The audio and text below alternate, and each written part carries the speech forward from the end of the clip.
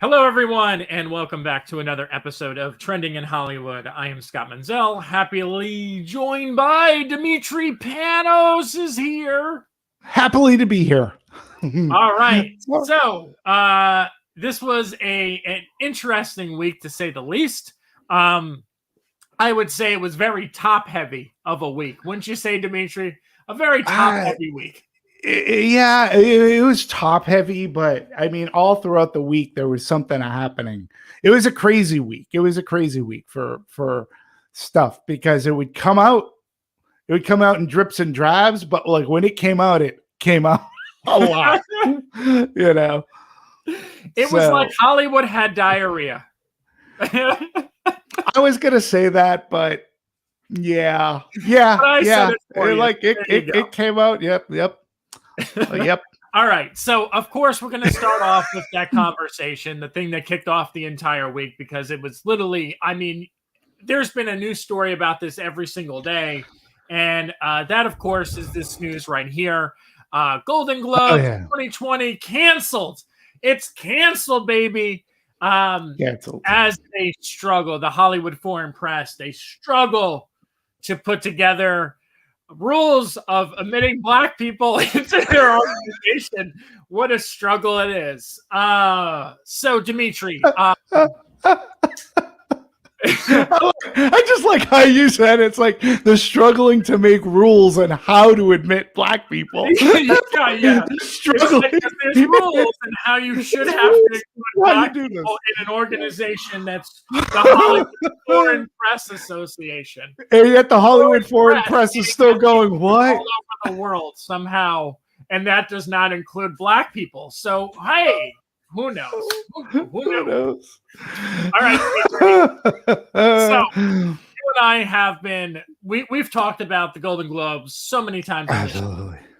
But, I mean, we both agree on this, and I'm going to let Demetri take the wheel. But this is a long time coming. I mean, the industry in general, if those don't know this, they hate the Golden Globes. I mean, the Hollywood Foreign Press has been a scratch on someone's leg for God only knows how long. If you're a journalist in this business and you've been to a junket, you can talk to any of the junket reps and they will tell you how much they absolutely hate working with the Hollywood Foreign Press. If you have any studio reps or friends who work in PR, and if they will tell you a candid off-the-record conversation, they will share with you how much they hate the Hollywood Foreign Press Association. So here we are. This cancellation happened, and Demetri is going to talk about how it's so interesting how this came about, considering the fact that they didn't do anything sexual or like things of that nature, but essentially they left out a group of people that has been left out of an organization for God only knows how long, but somehow time's up and they are done. Demetri, take it away. Yeah. Look, I think all this extremism, let's just talk about it. So you've had Tom Cruise returning his Golden Globes, right?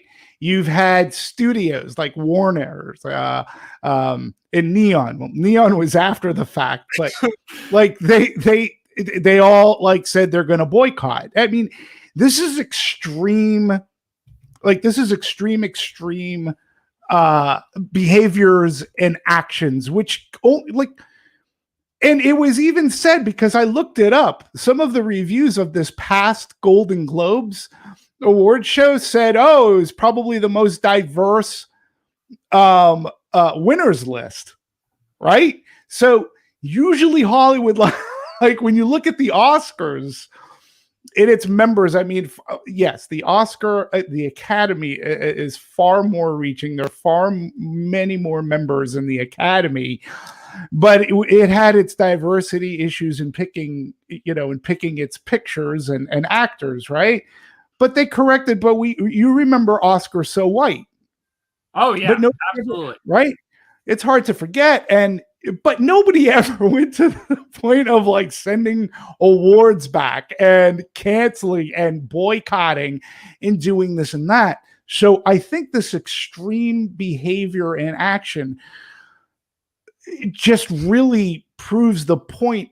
Like, Hollywood's been looking for a reason to just like dump on the HFPA, because they've been doing it, and they've been doing it for so long in Hollywood, and they've been given and they've wielded a power that has allowed them self-entitlement and ego. And again, it's a small faction of people when you think about it, but they had such a stronghold on over studios, over the publicity people, as you said, Scott, over journalists.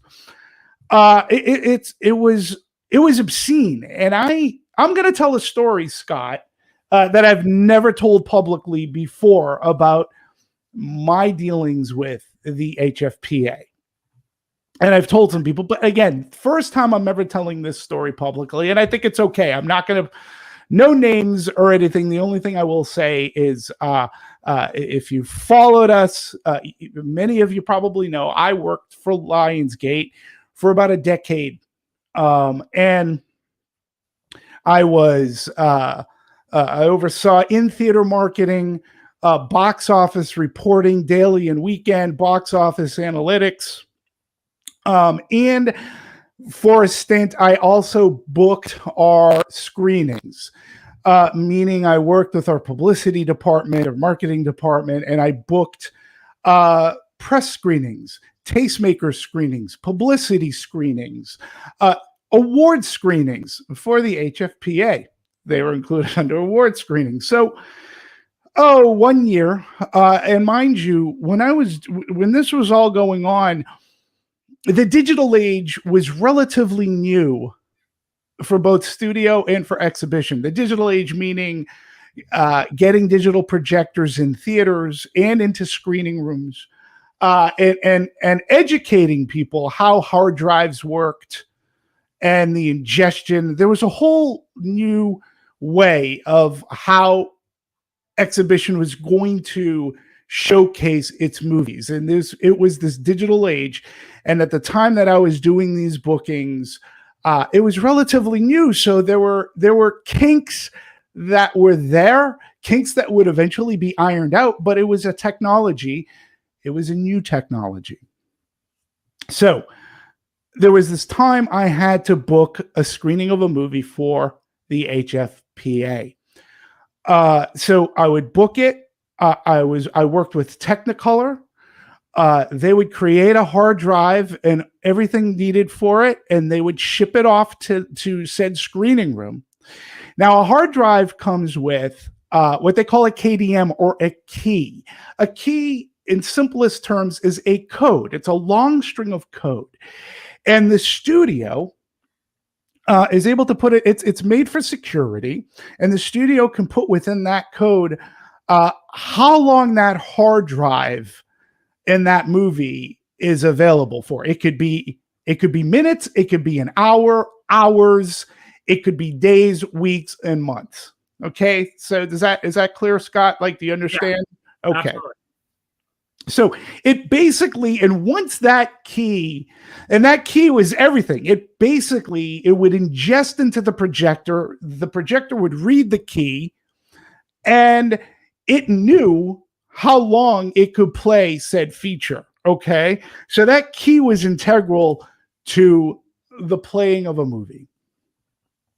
So it goes to the screening room, and most screenings are like 7:00. And they have to ingest everything. Well, something went wrong with the ingestion, and the key broke. It didn't work. Okay, so naturally I'm called. Oh my God, Demetri. Okay. And again, I knew exactly what to do. I had to basically put the projectionist at the screening room in touch with my technical people at Technicolor, and they could resolve the issue. It was a key issue. And again, brand new technology. these little things are going to happen. So I got them in touch, and basically Technicolor was going to take care of it. They were going to send along a new key for the hard drive, program for the hard drive. The entire process, Scott, was going to take about 20 minutes. There was going to be a 20-minute delay of getting the screening started. That's about it. The problem was fixable. There are some cases where the problem is the hard drive is a brick. It was unfixable. This was a fixable problem. We're in the process of getting it fixed so the screening could go on. Oh, but no, the HFPA. Oh boy. No. When they were told it would take about 20 minutes, you should have had this taken care of. They all got up and left, Scott. They got up and walked out. So leaving Lionsgate stuck with a bill because we rented this out. It was a 20-minute inconvenience, Scott. I'm telling you, a 20-minute inconvenience. They all walked out. Scott, can I tell you, like the flurry of calls that started coming into me, I wasn't even in the office, right? Demetri, what did you do? How did this happen? Blah, blah, blah. And I explained to them what was going on. I was with the publicist. I was telling her everything that was happening. And the next, I mean, this went on for a little bit at that night. The next morning, Scott, I got called in to our head of distribution's office. Demetri, what happened? And I was like, Jesus Christ. I go, I've explained. I sat down, I explained it with him. He's like, okay. You were fixing the problem. I was fixing the problem. Just getting this all taken care of, Steve. Like this really was just a minor, it was fixable. All we were asking is give us 20 minutes and we're going to be done. So the publicist came over to me. Scott, the publicist was like shaking. She goes, you realize we just killed the movie. And I was like, what are you talking about? She goes, they're gonna shit all over the movie. They're not even gonna pay attention to it. They all walked out. And I'm like, you gotta be kidding me. She goes, how do we keep this from happening again? I said, well, we can't. It's like when you walk into a room and you turn a light on. Like the light can blow out at any time. You just got to change the light. You don't know when that light's going to blow out. Like this is new technology. We're working through it. I can't guarantee that would never happen again. I go, there were safeguards put in place, but this is new technology. I go, and I told her, I said, my thing is, and I even said to the publicist, I go, look, I'm really sorry for you. I'm sorry. Because I know as much as people coming down on me for this, and all I did was make sure a product got from point A to point B. That's it. That's all I had to do. They were coming down on her so much. It really when you can frighten a publicist, that's an unyielding power. And again, it speaks to they wielded power that was self-serving, and they just felt like it was like, oh, we're not going to wait. Goodbye. And, that movie didn't end up getting nominated for anything, and that's when I really started to dislike the HFPA. There was no need for the attitude that they exhibited. For just how many times have you been to a press screening? We were at Dark Phoenix and we had a fire alarm go off. Look, as bad as the handling of that one was terrible because they didn't even stop the movie. Like they were just like, we know no one cares about this movie, so we're just going to let it keep running when the fire alarm goes off. Yeah, and my point, Scott, is that did we? Oh, it happens all the time. Happens all the time. I've been to film festivals. I was at a premiere for 2 movies at South by Southwest. Actually, 3. One of them was The Raid 2, and the projector broke. And they couldn't actually get it running. The other one was Electrolux, and then there was one other one. I can't remember all of them, but it happens. It has happened at Sundance. It happens at film festivals. The thing is that accidents happen, but it's how you handle it. And like, if you're trying to be proactive and get it fixed, people need to be understanding. But again, there's also a level of privilege within our industry that people do not want to wait, which is also stupid. I remember people actually like yelling at the Fox reps back then for whatever, Dark Phoenix. I just remember like people like complaining and yelling, and it's like, guys, they can't do anything about this. Yeah. Your entitlement is like crazy right now. It was so shocking. Like, number one, I got a rash of shit for it, you know. And I know that the people that I worked with at Technicolor did their hardest. They worked, you know, they had a dedicated 24-hour technical line, and I knew the people there, and they were working with the projectionist. And literally, if they're telling me, Demetri, it's going to take 20 minutes, we'll have everything back up again, it's just a glitch, you know, and it happened, and things have gotten so much better since then, right? Yeah. But it was but their self-entitlement and their grandeur, we're not waiting. I'm going to go home and have dinner. I'm leaving. And they got up. They all got up and left. Again, it's not. It's kind of rare if I feel sorry for a publicist, because, you know, I've seen how publicists can treat some people, but the woman literally had fear because the awards dash for this movie per Golden Globes could have slipped away, and it did. Absolutely. And it's just very sad. So this goes back to our point. Just, if you use this story alone, think of that story times like a bazillion throughout the years of the HFPA running Hollywood, thinking that they're so great. So this is an excuse. Hollywood now has a reason to say, F you. Yeah. And this is why everything is so extreme. Right. That's it. I mean, that's it. So I mean, ultimately, what I feel from working with them in whatever little ways that I have, I've heard horror stories, and I've been part of it, where they're included in junkets, and in junkets, it's almost like they send people who have not watched the movie. And they ask these really outlandish questions. And I know a lot of people are talking about this in the chat about representation.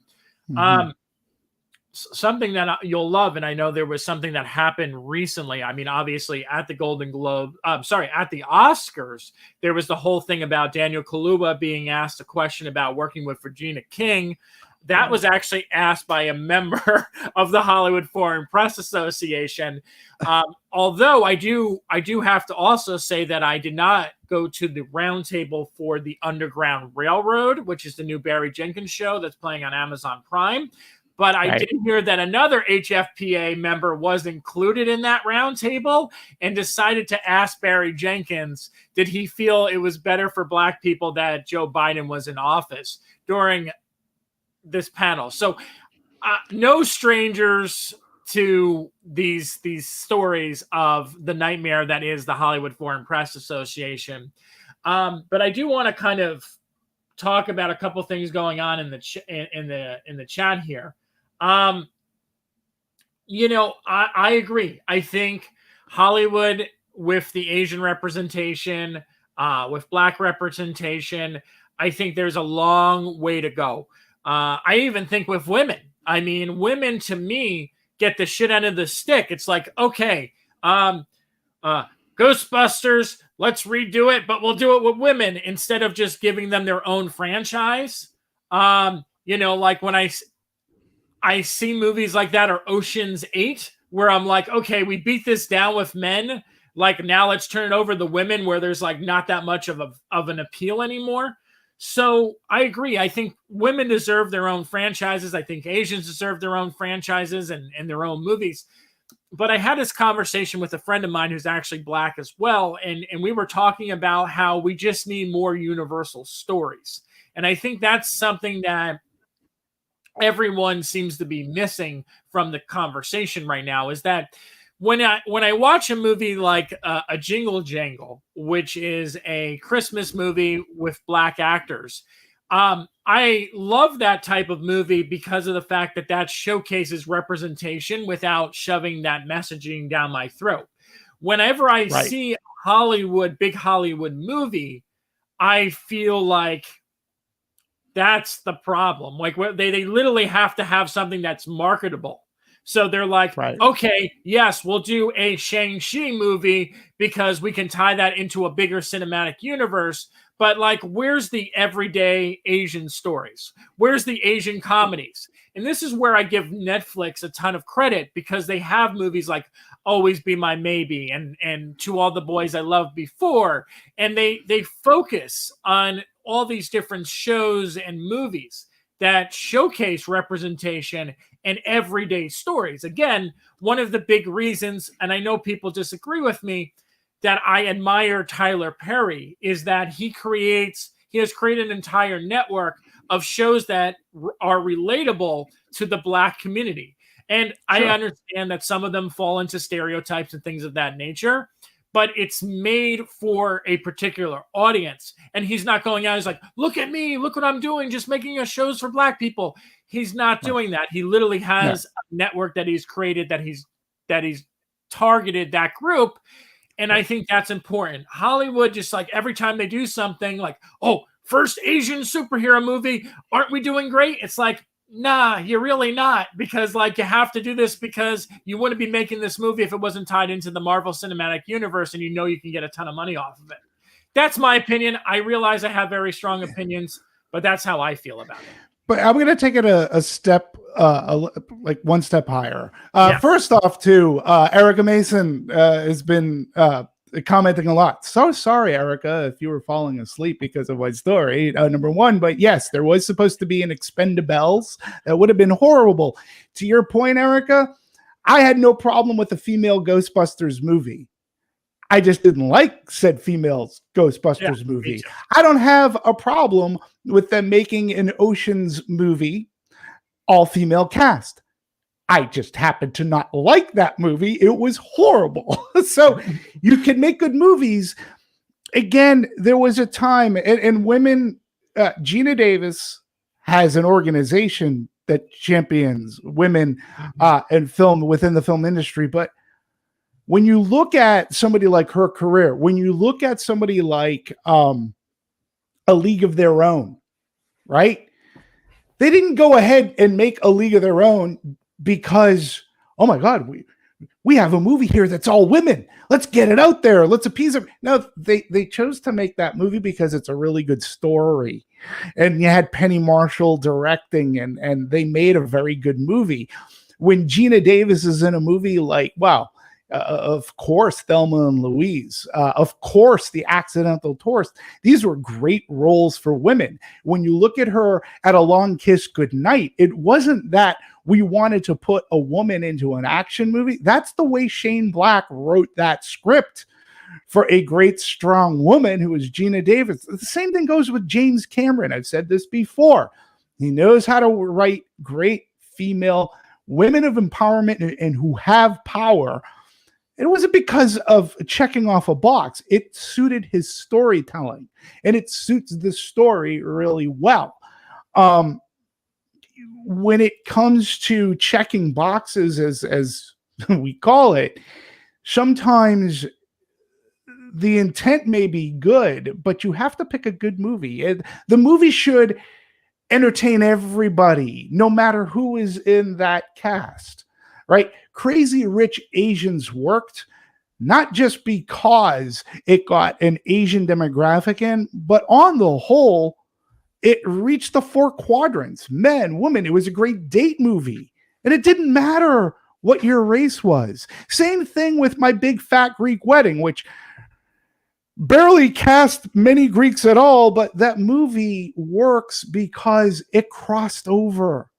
It was a good story. Crazy Rich Asians is probably the last really good theatrical romantic comedy to hit the silver screen. And people went to it because they had a good time, not just because it was Asians, which is a great topic, but it crossed over. Just make good movies.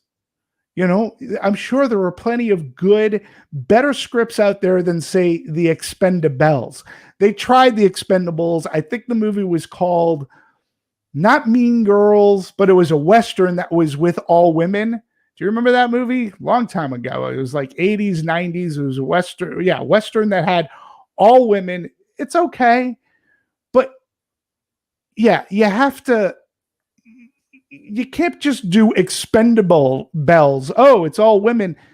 You just make a good movie. That's all. Put them into lead roles. I think for me, it just stems back on being lazy. I mean, and the thing is with Hollywood nowadays, and the reason why it's so important to keep talking about subjects like this is that I'm all for just to put this out there. If everyone can't tell at this point, like I want more female driven movies. I want more Asian driven movies. I want more Black driven movies and Indian driven movies. All this stuff. Every culture, every representation should be there. Every level of representation should be there.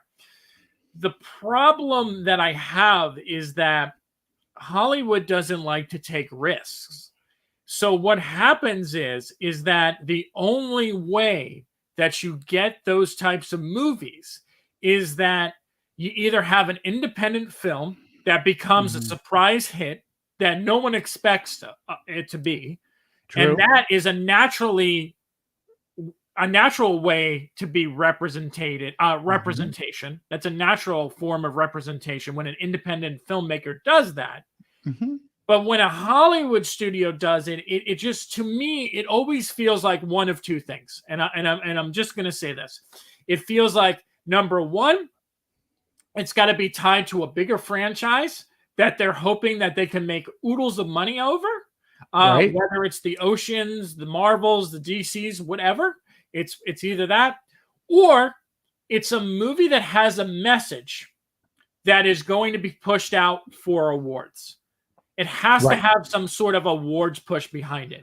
I mean, when you look at a Harriet or you look at a Judas and the Black Messiah, we know now that neither one of those movies made money. They didn't make that much money at all. But the reality of it is that they push the studios into making them because they know that they can push them for awards. And they know that another one of these things on their shelves is what they need. So essentially, that's the way I feel about it, is that it's one or two. And again, I have my issues with Netflix, but one of the things that I will 100% give them is that whether it's their TV shows or their movies, they make movies that are for all different demographics and all different walks of life. And I think that's important. And that's why they should be celebrated on that end. Now I'm hoping that trickles back down to Hollywood, where, like Demetri was talking about in the 80s and 90s, where you had movies like League of Their Own, and you had Thelma and Louise, and you had these original ideas that featured female characters or Black, or Beverly Hills Cop. But remember, Beverly Hills Cop was not originally offered to Eddie Murphy. No. But to your point, though, regarding Netflix doesn't have to worry about box office receipts. Yeah, that's just it. They don't have to worry about box office receipts. I think in the 80s, especially the 70s, going into the 80s and 90s, it was always a risk, but studios would be willing to take that risk. However, there is a really deep story behind what it took to get a movie like A League of Their Own to screen. There's stories about how to get Flashdance to screen. So, but they still took the risk. They still put it out there, where today there really is zero risk taking. Unless they can make that, unless they can use the F word, franchise, they don't want to take a risk in pouring money into something. And again, I think that that budgets have skyrocketed so much, right? That in a sense you almost understand this risk, but just don't make, I can't imagine that movies like League of Their Own were huge, super budgeted movies. They weren't definitely the James Cameron type of films like T2 or Aliens or The Abyss, which has a strong female lead. But these movies all existed. Even people like John Carpenter writing Halloween, Jamie Lee Curtis as a final woman, like she was fantastic. It launched her career. So today, I think Hollywood needs to diversify, but that does mean taking some risk. I'm willing to bet that there are some great scripts out there, and if we have so many directors and writers, just make them and parse them out, make or break somebody that we haven't heard of. I mean, what kills me the most about all this, I mean, this is something, and I appreciate everyone's comments in the chat, and I agree, Erica, about Warner Brothers. I mean, I will say this. I know I mentioned in my rundown about DC movies, but I will tell you that when I watch Shazam, when they have the scene at the end of the movie where all the kids change, where the adults become, where the kids become adults, like seeing that, and like that was not them going like, oh my God, look what we did. That was natural. The fact that he lived in a foster care house that had kids of all different backgrounds and someone who was handicapped, I think that is the type of thing that Warner Brothers is sort of leaning more into than any other studio. Studios, the bigger studios are sort of like, and I hate to say Disney, but Disney, I think, is the most guilty of this. They sort of just shoehorn the characters in. And Disney's a factory. Yeah, it's a fact. It's a factory. Disney has become. It's so funny. I had this conversation about the Eisner years. Yeah. Right. Eisner, when you talk about putting women in female roles, like they had Bette Midler, who was a star under Touchstone Pictures, Outrageous Fortune. You even look at movies like Down and Out in Beverly Hills and what Eisner did to their theatrical, but now they're just a factory. They push a button. Oh, we got a Marvel movie coming up. Push a button. We know how to put it out there. We know how to market. Oh, it's a Pixar movie. They push a button. It gets out there. They're a factory today. Yeah. That's it. They don't take any risks whatsoever. Yeah. I love these comments in the chat. I mean, this is some great conversation today. Mm-hmm. Honestly, thank you so much for contributing. Eric, I agree. Like casting Axel Foley colorblind, like should shows how the movie should be made. Eddie Murphy doesn't matter, or Sly Stallone doesn't matter. Close Encounters, that could have been Richard Dreyfuss, or it could be Morgan Freeman. 100%. I think those are great examples of how you don't need to like think like, oh, I need Denzel Washington, or I need, I don't know, Ryan Gosling in this movie. You literally, if you have a good script, you can picture and the right actor for the role. See, that's the thing. Like there is a specialty to picking the right person for a role. But right. Like you're right. At the end of the day, it doesn't matter. If Morgan Freeman was a white person and he's qualified to do the performance, then he can get it. Just the same way as he should get it if he's a black actor. My only thing is the reason why Sylvester Stallone wasn't in Beverly Hills Cop is because he wanted to rewrite it. Oh, I know. Yeah, so he wanted to rewrite it to cater to the Axel Foley character, and Paramount just said that's not the movie we want to make, and they parted ways. And at the time, too, you got to remember what Eddie Murphy did, like hiring Eddie Murphy for 48 hours. That's a risk, and I believe that was Paramount too. They're putting him in with Nick Nolte, who at the time was pretty much of a star in his own right. And then they're getting this guy from SNL who people seem to like, but that movie worked. And it started to elevate his career, and he was coming along. And Beverly Hills Cop, it's been on cable. That movie's brilliant. Martin Brest does such a fantastic job in that movie, and Eddie Murphy is brilliant. And then John Landis, he forges a relationship. We get Trading Places. You get Coming to America.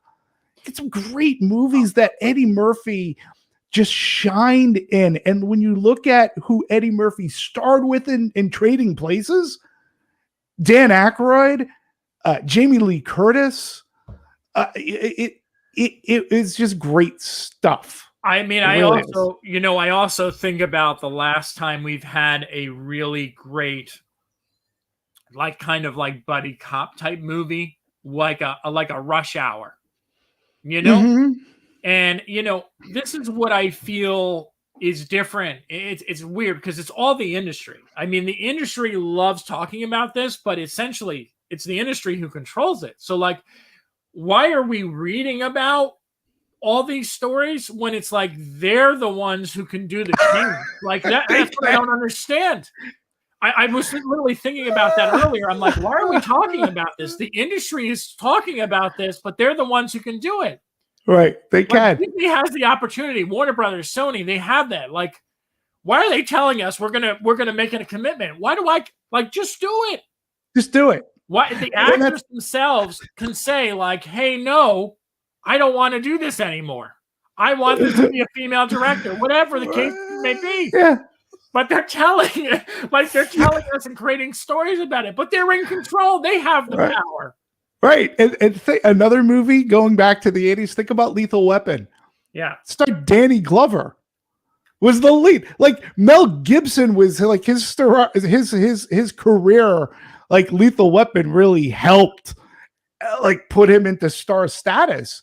But again, it wasn't just a question of, oh, we need to hire a black actor to put up against Mel Gibson. That was just inherently in the story, and it became part of the plot line, especially in the second movie. Yeah. So it really is fascinating today. And again, I'm not saying that back in the 80s or the 90s that there wasn't a struggle. I'm not saying there wasn't a struggle, but we had more of these movies that Hollywood was just doing because they liked the script. How about that? How about liking a story? That's crazy. We can make this into a movie. You had producers who were willing to take a risk. You had directors who could make these movies and they were behind them. I mean, Richard Donner at that time, he had a couple of movies like The Omen and Superman under his belt. It's just, Steven Spielberg didn't want to make The Color Purple because it was a black movie. He wanted to change perception upon him for being more of a commercial director. He wanted to show people, I could take on a serious subject and do it well. Whoopi Goldberg, Oprah, they're all behind it. He got backlash. Like, why couldn't they have hired? But it's still a good movie, right? So, and it wasn't done because he needed to check a box. He needed to check the box for himself. He needed to prove to himself that he could take on a serious subject and not just make, commercial blockbuster movies. And it was a change of direction for him. So Hollywood just needs, to your point, they need to take some more risks. And making risks and taking these risks is the only way that you're going to find an organic diversity. It should be organic. I shouldn't go into a movie thinking, they checked the box. So, I should go in there and it's very problematic. And I'm not going to name titles of movies, but in this past week, I've watched a couple new movies and I totally felt, and not just me, I had other people who have watched movies with me who have literally turned to me and say, they made that person Asian. They made that person black. Like that they knew, like it's so, and again, average people not going to probably notice this, But people within the industry who constantly are talking about subject matters like this, if you're being honest and if you honestly are an ally and you're honestly self-aware, you can watch, and I bet you we're going to see a lot more of it in the upcoming releases in the next year or so, the next few years, where you're going to watch something and you're going to feel like someone is really out of place given the type of movie that it is. Yep. And that, I think, is going back to the chat of like, it's all about the story. It's all about the script and how about you creating those people and who you put on those roles initially, instead of doing what you were saying about checking boxes. Oh, yes.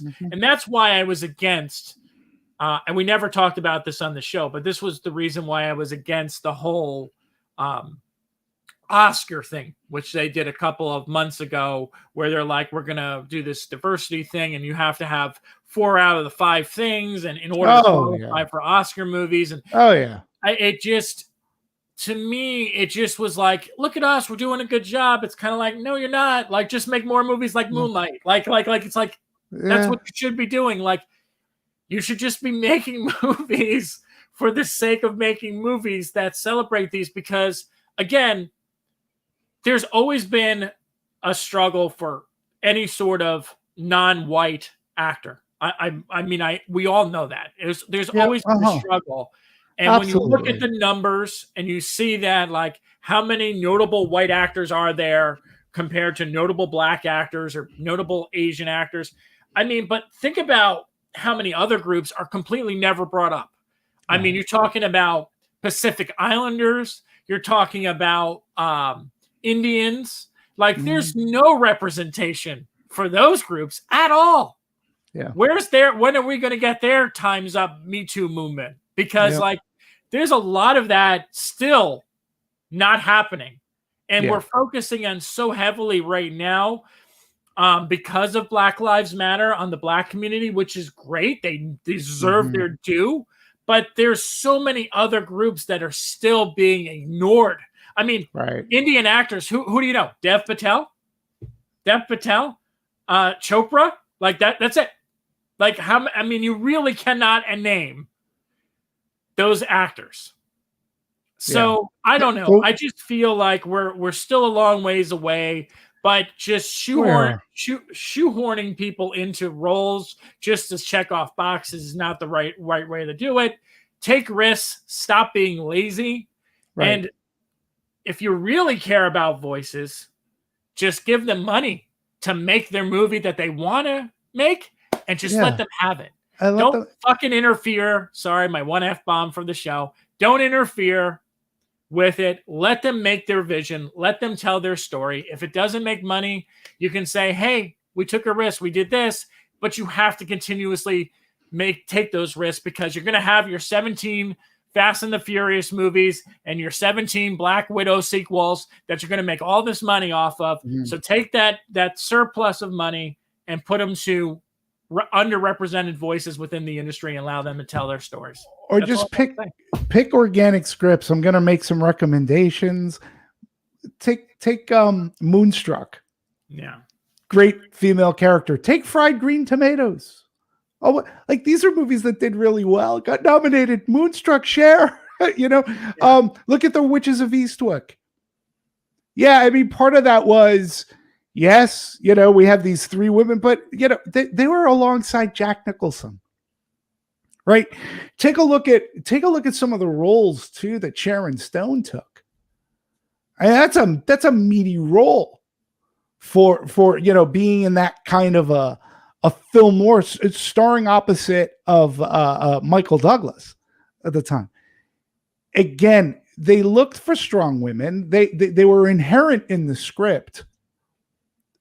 I just say, look for those scripts where it's organic, and I'm sure there's plenty of them out there. So there you go. All right. Well, I did not expect it to be the most of the topic of the show today. No. It segued, and we'll do that. So real quick before we jump into the Army of the Dead discussion and our return to movie theaters, I just wanted to touch upon this. And this is something that we saw. I think this happened about middle of the week. So obviously, for those who don't know this, Gal Gadot is Israeli, and she posted this message on Twitter. Right. And the amount of hate and backlash and mean comments that this got was just unreal to me. It really was. And I mean, Demetri, you were saying, you sent me the article that she had to like disable her comments and things like that. How do you Twitter. feel about this whole situation? Well, I feel very sad for her. She was also in the Israeli army, and what I don't know, what I can't confirm, is whether or not it was something that she had to do. You know what I mean? Because people at a certain age, I believe, had to join the army. I just look at the comments, and first off, I read her comments, and her comments, Scott, couldn't be more universal. She's basically saying, look, war sucks. I feel bad for the families on both sides who are losing people. This is terrible. Like, she specifically said, too, like, this is a horrible situation. I pray for the people on both of the sides. Like, this is terrible. And she got like, it's just horrible for her. It's like, you're damned if you do, you're damned if you don't. And so I just, when you're trying to say something and like not, she so went out of her way to not take a side and just basically say, this is a horrible, this is terrible. And I know I was, yes, I was in the military. People shouldn't be losing lives like this for both sides. It's horrendous. Both sides need to simmer down. And again, you're damned if you do, damned if you don't. And I really do feel bad for her, because she really wasn't saying, damn those Palestinians or damn those people. She said the exact opposite. And I just found it. And again, it's a lot of it's on the social media. And I felt bad for her, because I thought what she said should have been taken as a universal message. But yeah, I mean, that's how I felt about it as well. Sometimes I read stuff on social media and I can't help but feel bad for the person who says something, because I know they're going to be taken down when they're just trying to do good. And I think that if you really read that message, there is nothing that says I'm picking option A over B. It just say, I worry about family, friends, for my people, vicious cycle. Like, it's things that we've heard about war pretty much throughout the history of our country. Right. But and every other country. And it's a horrible thing, war. And for some reason we've become such a culture in general that we're against one another. Scott, why don't you take the minute to read the entire thing out loud? Because I think it's really important to put into context what she said. Okay. My heart breaks. My country is at war. I worry for my family, my friends. I worry for my people. This is a vicious cycle that has been going on for far too long. Israel deserves to live as a free and safe nation. Our neighbors deserve the same. Right there, saying right there. Everyone deserves the same. I pray for the victims and their families. I pray for this unimaginable hostility to end. I pray for our leaders to find the solution so we can live side by side in peace. I pray for better days. I can't. I listen to what she says, and how can you slam that? There are atrocities being happen from both sides, and I pray for better days. I want to live side by side in peace. I for people to be angry at her for just trying to say something peaceful, it kind of really is. It's really, I don't know. I feel bad. She just tried to say something nice and try to inspire in her position. And you can say actors should shut the F up, but she's an Israeli. She was in the army. She was in the military. If anything, this is something that she has experience in. And for her to say, look, this cycle, we have to break this cycle. I don't know. I don't know what to say. You're damned if you do, you're damned if you don't. Yeah. But I see nothing wrong with her. I see nothing wrong with her comments of wanting peace for both sides. And I'm sure that she's lost people too. But what she wrote goes under the understanding that I've lost people, and I know that there are families who've lost their children, and that's an unfathomable thing to try to imagine. So anyways, yeah. All right. We should just be nicer. And if we could start off that way by not being angry at Gal Gadot and say, you know, she's an Israeli and she wants peace for both sides. Well, why can't you just use that as a starting block to say, yeah, why don't we work towards peace? Because this is ridiculous. And too many innocent people are tragically being killed. Yeah. In this frame. So, okay. So weird segue over to Army of the Dead. Yes. Because I got no way to like subtly switch over to a topic about Zack Snyder and zombie movies, unless I want to talk about suicide conversation that happened yesterday in mental health, which I don't want to get into.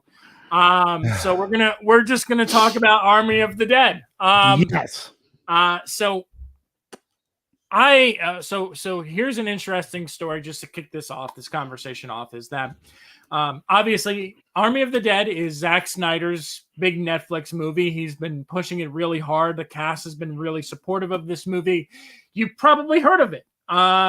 They've been really doing a great marketing job on this film, because I would say for the last 2 to 3 weeks, it's been a topic that has come into the media more times than a lot of big studio movies. I've heard more about this movie than Spiral, for instance. So good job on Netflix for actually marketing the hell out of this movie. And there's been a lot of great stories, but I got to watch this movie on Netflix, and I had a really good time with it. I thought it was a lot of fun. Overly long, where I felt like Justice League. I understood the runtime there. I'm not quite sure I feel the same way about Army of the Dead with the runtime, but overall, I love the opening. I love the ending. Some of that middle can be trimmed down, but I had fun with it. It's bloody. It's over the top. I think it's going to be a big win for Netflix as a whole, and we'll probably wind up seeing another sequel out of it. Demetri made his first trip back to a movie theater. I did. To see this movie, and he had a little bit of a different experience than I did. So go ahead, Demetri. Yes. Well, first I want to, for the people who are online, I want to say, how many of you have actually gone back to the movies? Last night was my first foray going back to the movies. So I just want to quickly talk about this. Number one, if you haven't gone, but you're itching to go, I strongly recommend that you go onto your theater chain's website, see what their standards are for the cleaning and such. I went to a Cinemark theater. I went to the Cinemark Baldwin Hills. And I have to tell you, prior to going, I went in with a lot of trepidation. I know our mask mandate just changed yesterday, but I still was not going to walk into a theater. And the theater, though, mind you, is still sticking to you must wear a mask at all times, with the exception of eating your popcorn and soda or whatever it is that you choose for concessions. So I walked in, and I got to tell you, Scott, they had everything just clearly labeled for how you enter. I had got my ticket via my cell phone, so I had a QR code. They had a booth set up specifically for that with the scanner front and center. All I had to do was bring up that QR code, scan it. There was a person behind plexiglass and a mask. Okay, this is the theater that you go to. Everybody, I will say, inside the lobby, employees and customer alike, were wearing masks. I waited in a concession stand line. It moved pretty smoothly. I got up, got some Reese's Pieces and a Coke, and then I walked into said XD theater. Scott, the first thing I noticed when I walked in is it was probably outside of a brand spanking new theater. It was probably the cleanest theater that I had walked into in years. There was, Scott, I kid you not, zero Cinemuck. Zero Cinemuck. Like my feet did not stick to the floor. When I got to my seat, it almost felt polished. Like you could tell that it was clean. You could tell that it had been wiped down. I was very impressed. All in, about 20 people or so, give or take, were inside a huge XD, which is Cinemark's version of IMAX. So it was a relatively decent size house. I took my mask off to take a couple of sips of soda, have my Reese's Pieces. I kept it off for a little while, but then I'm not going to lie, I felt a little self-conscious. I put my mask back on throughout most of the movie. It was an interesting experience. I think given time, you just get used to going out again. We've been locked in for such a long time. It's weird to just expand your world and horizon. But I can say the Cinemark Baldwin Hills made it as safe as you could possibly make it. And they had done a good job. They had stuck up to their standards and practices, which they said that they were going to do online. So kudos to Cinemark. They did a good job. Again, I went in with slight fear and trepidation. I came walking out and I felt like, okay, now as far as the movie goes, I will say this. I give the movie straight up. I give it 3 fingers, which is I thought the movie was okay. To me, it's not a theatrical movie. It's a Netflix movie. I felt that for a big IMAX type of a screen, it was very uneven. There were some shots like the beginning, which looked great. The last half hour was pure. The last half hour is pure Zack Snyder action flair. It looked amazing. The action was fantastic. Like this is when people are running out of a casino type of thing. The movie was unnecessarily long, 2.5 hours. I think for this kind of a zombie movie, too long. The middle, I think, there could have been some edits. You could have cut out a half hour, I think, here and there. And again, I thought some of the visual effects, there's a zombie tiger that looked on a big screen. It looked cheap. You forgive it if you're watching it on your television, but not so much when you're paying $15 to see it on an IMAX type screen. I will say this, because I don't want to just pick on Netflix, but I think, Scott, you would agree that Game of Thrones on HBO looks great on HBO, right? You'd agree to that. Yeah. 100%. It looks great. But if you take a show like Game of Thrones and blow that up to IMAX, how do you think that's going to look? It's not going to probably look as good. Probably not look that great, right?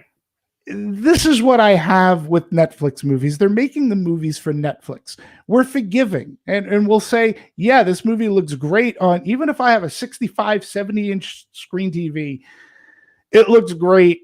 But when you blow it up to be IMAX, I had a problem. I really did. And I want to say that I agree with you on certain things. I will say that I did have the opportunity to see Wonder Woman 1984 at home and then also on the big screen.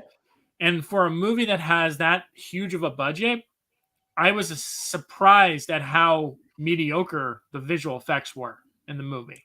On the big screen. On the big screen. At home, again, it's like you said, it's a different viewing experience. But also, I also think I noticed it more on my TV, and I think this is the problem, and I know a lot of filmmakers don't like this, is that with 4K and ultra high definition and all this stuff now, you start seeing the flaws in the movies a lot more than you used to. Yes. Yeah, I agree. Because you can see, and I can even see watching it on the TV that I have, that some of the visuals in this movie, Army of the Dead, are not as strong as some of the visuals in Justice League. I mean, Justice League, even though he reshot like some of those stuff and did all of it on his computer, it looks beautiful. And like, it looks really crisp and the visuals are great. Visuals are a little iffy here at times. And there's a lot of strange, and I wonder if it comes down to the budgeting of the movie, because I know the budgeting was about like 60 or 70 million on this one. Oh, okay. So I think that it's a grand spectacle, and I don't know if he had the opportunity to do all this. I also don't know, didn't he do some of it during the pandemic as well? It appeared as if he may have. Yes. But I'll say this, and for, again, those of you who are watching, I want to know, like, because you didn't have the same experience on the big screen. What one of the things that I really noticed that bothered me was there were a lot of close-ups where the background was just purposely out of focus. It was purposely fuzzy. I thought there was something wrong with my prescription, my glasses prescription. It was a lot. And I also noticed on some long shots, establishing shots, it kind of like Vegas looked fake. Like it wasn't there. Of course, you sent me a great story about Tig Notaro. Is that how you pronounce her name? Right? Where she replaced somebody. Those are seamless. I wish you hadn't told me about that. I wish you had sent it to me afterwards, after I'd seen the movie, because then I would have said I would have never known. You sent it to me before, and I'm like going, well, yeah, it's pretty obvious. Batista and whoever, she's talking to nobody, because it was the way they're edited. That, like, there was never an establishing shot of Tig and the other, like, together. It was just like you'd see her from the background, and they could have used the original actor's background. Who'd know? Right? So matching that up, I kind of noticed. But would you have noticed it if you didn't read the story? Perhaps not. Because here's what who was so egregious as this is that Coming to America sequel, when they were doing one of those dance numbers, like you could tell that James Earl Jones was not there. Was not there. Like he was, and neither were some of the other actors. They just weren't there because they would cut to them and them alone. Like it was so egregious. This one, a little less egregious. I read the story and I'm like going, yeah, had I not, I would have gone, okay, he did a good job as best he could. It's a good article from Vulture, as best he could to correct the problem. Look, there are some amazing scenes of action. Like I said, that last half hour, 45 minutes was typical. It's like the Zack Snyder, it's what I was looking for. If you're looking for a movie to get you back into movie theaters, I wouldn't recommend Army of the Dead. Maybe pick something else. Maybe like A Quiet Place 2 or something. I don't know. Yeah. Well, Quiet Place 2, I will say, and I don't know. I think somehow I'm not allowed to say it, but I'm going to say it anyhow because I already saw the movie last year and I was literally able to tweet about it, so I'm going to say it anyway. I think Quiet Place 2 is a movie that is made to be seen in the movie theater. There's very few movies that I have watched recently that I have felt really benefit from being in a movie theater, but Quiet Place 2 benefits from being in a movie theater, just like the first one did. Right. Because it's all about the ambiance and not being distracted. Mm-hmm. And you don't get that at home. I'm Mhm. sorry. I mean, I've watched so many movies at home where I pause, I stop, whatever, and I'm distracted. Dog's barking, someone's running around. Hey, I gotta get a snack. I gotta go pee. Whatever. Oh, Yeah. but I do have to say that that hasn't changed, Scott.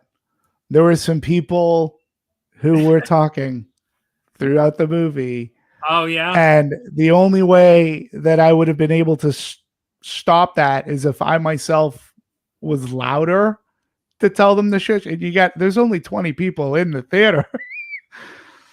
So, yeah, people were talking. That you figure people might have no. No, I think no. It's I still thought gonna that happen. was actually going to be 100% worse. I think people Yeah, are going to actually hate going to movies even more because they've been programmed now for the last year to to be stay at able home.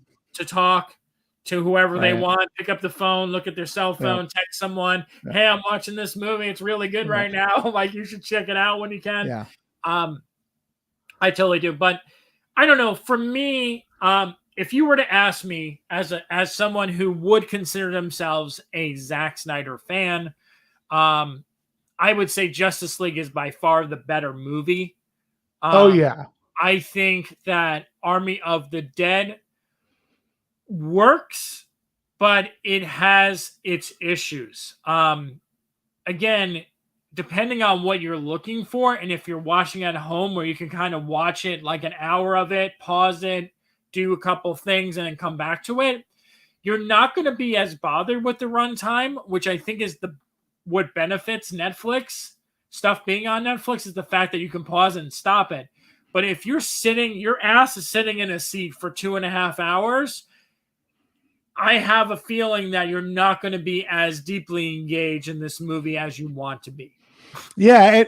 As a film fan too, right? There Yeah. were references to Apocalypse Now. There Oh were yeah. references to An American Werewolf in London, of all things. There were two great references to An American Werewolf in London. There were many references to Aliens. So if you're a movie fan, it's all in there. Look, I just say, if it comes down to, you're trying to choose a movie for your first movie back to the theater, I don't know, just weigh your options.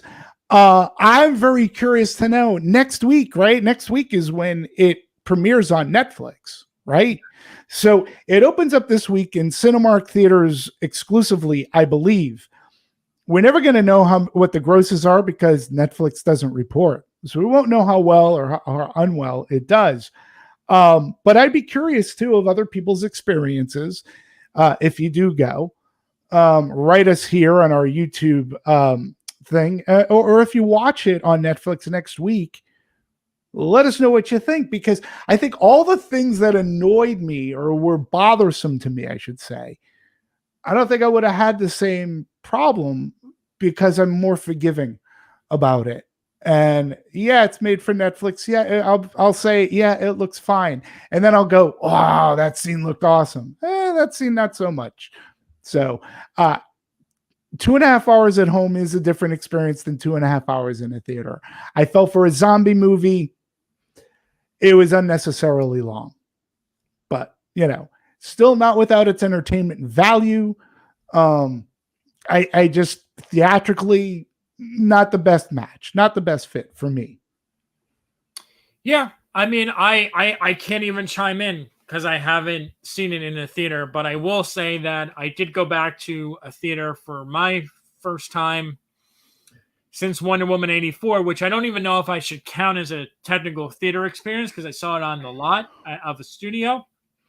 I think, Yash, you said that the last movie you saw in a theater was Tenet, and that was actually my last theater experience in a real theater. I will say that I've gotten a lot more comfortable being back, even though this was just my second time in a real movie theater. I did not feel concerned at all. In fact, I got my popcorn, I took my mask off, and I'll be honest, I didn't put my mask back on during the entire movie. But can I ask you something? I would have felt more comfortable had I shared the experience with someone. That's another thing too, folks. That's interesting. Yes. That's another thing too, folks. And we don't, I think it's extraordinarily important to say that. Go to the movie with girlfriend, boyfriend, partner, a friend, if you can. Share the experience, because I think it'll mitigate some of that nervousness, because you have someone who's going with you. For lack of better words, taking the risk along with you, someone who is vaccinated, right? I think my big thing was I didn't have anybody to share, to vent my trepidation to. The theater staff all did a fantastic job, but I'm sitting around people who I don't know. And that was kind of the weird thing for me. Had I gone to the movies with you or a friend, I would have felt differently. I would have felt more emboldened and more secure, because I trust my friends who are vaccinated and we want to share this experience together. But I can also turn to them and go, how do you feel? Like, are you feeling weird? Like, we could share that experience together. Try not to go alone, folks, especially if you do have a well-justified nervousness about doing it. Go along with someone. Share that. You'll enjoy the experience better. I guarantee that will happen. I agree. It works as a wonderful distraction to have someone with you. Absolutely. So absolutely. I do agree with that. And then just to close out the show, I'll leave you with this, even though if you check my Twitter right now, I actually put out my reaction. But I did have an opportunity to see Cruella last night. There was an option of seeing it in a theater or seeing it at home.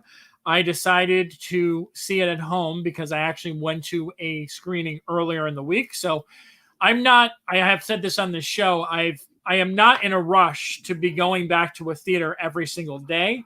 I think studios are going to learn that a lot of people also feel that way. So if I can offer one piece of advice to studios and PRs right now, it would be give the option of either a link or going to a screening, because I think you're going to have some people who are going to gladly take you up on the link, and other people are going to want to see certain movies on the big screen. Mm-hmm. For me, because Cruella did not look that great based on the trailers, I opted to see it at home, especially, again, because I already went to a theater once and I did not want to drive down to Hollywood to see it, which is 45 minutes away. I am glad that I watched it. I don't know how I would feel, if I would feel any differently about seeing it on the big screen, but I will say this. It is nothing like the trailers lead you to believe. It is not a family movie. It is not a kids movie. It is very much a movie that is dark. And I mean, it's the most anti-Disney movie I've seen in quite some time. It looks like a movie that would belong on like a Touchstone or a Hollywood Pictures label. It does not fit the Disney wheelhouse at all. I was really, really shocked that there is nothing about this movie that is appealing to like little kids or little girls, for mind you. But I do want to say that the costume design, the score, the soundtrack, production design, hair, makeup, you can just put your not saying a win, but you can put your bets on it that it's going to be nominated for awards this year, because they're spectacular across the board. Our good buddy Paul Walter Hauser is having a blast in the movie. He's having the time of his life. It shows. The movie's fun. A little long. I think that's going to be the theory that I'm going to go on throughout the summer this year, is that I feel like I'm going to cut every movie a little long.